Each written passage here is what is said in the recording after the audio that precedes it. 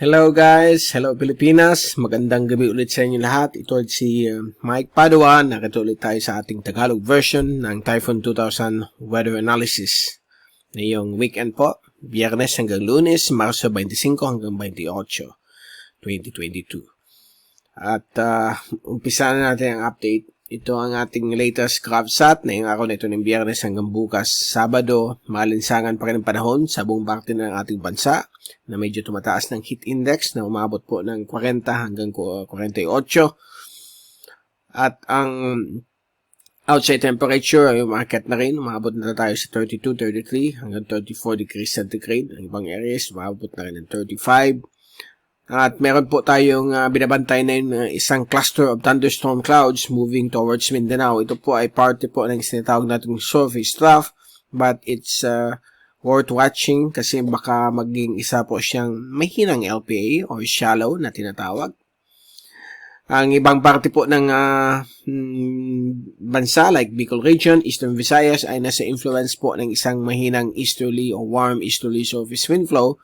So kung saan may mga possible po mga maulap na papuwirin sa hapon o gabi na may mga kasama pong thunderstorms o mga ulan.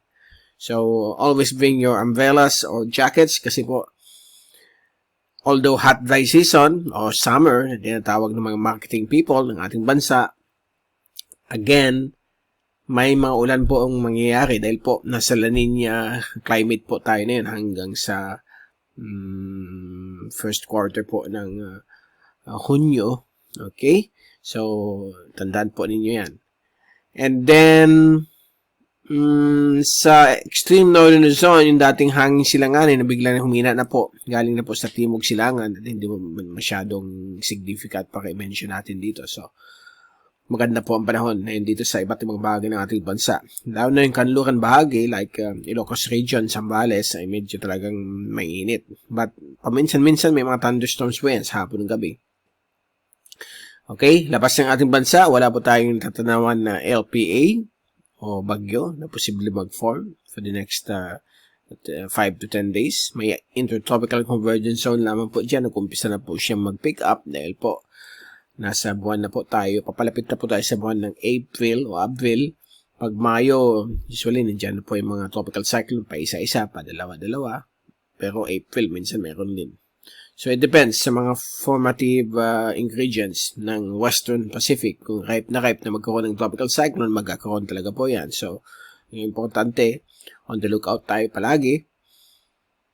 Okay, ito yung fast animation. So, yan po. Ito po yung binabantay nating parang flowery of clouds moving towards Mindanao. Ito po yung surface trough na posible maging shallow LPA. Kaya keep an eye tayo dito. Malalaman po natin yan to the weekend sa ating GovSat. But no need to issue special coverage dahil hindi naman po siya aktibo or bagyo. So magpapaulan po ito sa Mindanao bukas hanggang Lunes na po yan. Lalo na sa hapon. But umaga, baka cloudy lamang. May mga isolated rains pa rin o thunderstorms kapag makapal po yung ulap nito. Medyo manipis naman po ang ulap niyan. Pag nakita natin si zoom in satellite animation, akala natin sobrang kapal. At medyo disorganized po siya. At sa infrared ay hindi masyadong malalakas yung thunderstorm. So, mga mild lamang po o weak thunderstorms ang kasama nitong surface trough. So, kitang-kita po ninyo na papunta po ito sa area po ng Mindanao. Okay? Samantala, the whole of the Philippine Islands ay maganda po na yung gabi. Ito po yung mga thunderstorms na sinasabi ko sa inyo sa Ilocos Region. Lalo na po sa may Cordillera at Benguet Mountain ranges. Nandyan po namumuo ang mga afternoon thunderstorms due to local heating o local convection. At ito naman po yung wind forecast mula sa American model for the next 3 days hanggang Monday. So na yun, nandyan po yung surface trough. Bukas po ng hapon, may posibilidad na maging isang shallow LPA habang papalapit po sa Davao Oriental. And linggo ng hapon, ito po ay inaasahan pong lalapit na po sa may southern coastline ng Davao Oriental. So, baka nga maging surface trough ulit siya or hindi po siya magiging shallow. Malalaman po natin yan in the next few days. Then, Monday afternoon, Yan na po siya sa may offshore Bangsamoro, south of Zamboanga Peninsula. Posibleng shallow LPA po siya dyan. At dito naman po sa Batanes ay may localized northeasterly surface wind flow. 40 to 55 kph yung bugso ng hangin. So, mapresko pa rin po sa Batanes at Babuing Cubab Islands at extreme northern Luzon. So, yan po ang kagandahan itong wind system na ito. Wala naman po masyadong ulan na dalayan unless may mag-form na thunderstorms. Ngayon, sa ating wind, tapos na tayo sa wind forecast. Dito naman tayo sa rain forecast. Ito po galing sa European model, courtesy of wind.com. So, ECMWF po na data ito. Mas mataas po kasi ang probability mga accurate ang kanilang forecast. So, yan po yung potential LPA na surface trough na yon. Saturday afternoon, ito po ay mabilis na lalapit na po sa may Eastern Mindanao. Bibigay po ng mga ulan, mga thunderstorms yan. Pagdating ng samantala, ang ibang bagay ng ating bansa like Bicol and Eastern Visayas, may mga chances din of thunderstorms but mostly fair ang panahon. Dito rin po sa may Ilocos region, may mga possible thunderstorms at Palawan. Linggo ng umaga, yan na po yung surface trough na posible maging shallow LPA. Magbigay po ng malalakas na mga ulan at thunderstorms sa may Eastern Caraga at Davao region.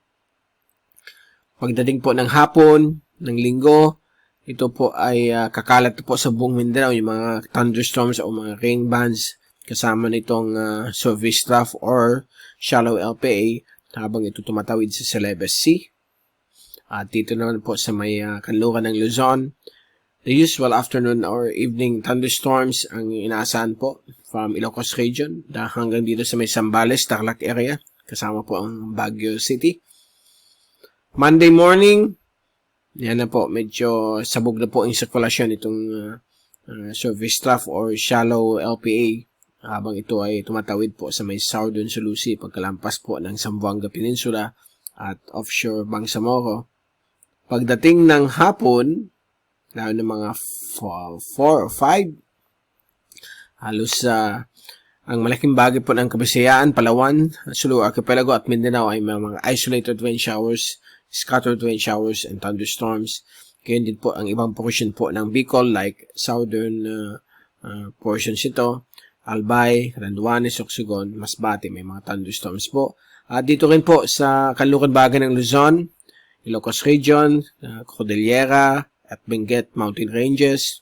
Dito rin po sa may Zambales Mountains, may mga possible po dyan mga isolated rain showers and thunderstorms. Kasama din po ang Southern Tagalog provinces and Metro Manila. So, don't be surprised kung may biglang babagsak na ulan dahil po sa nasa La Nina po tayo na yun. Okay? So, yan ang ating rain forecast. At kung isa-summarize yung forecast hanggang Lunes, ito po ang magaganap.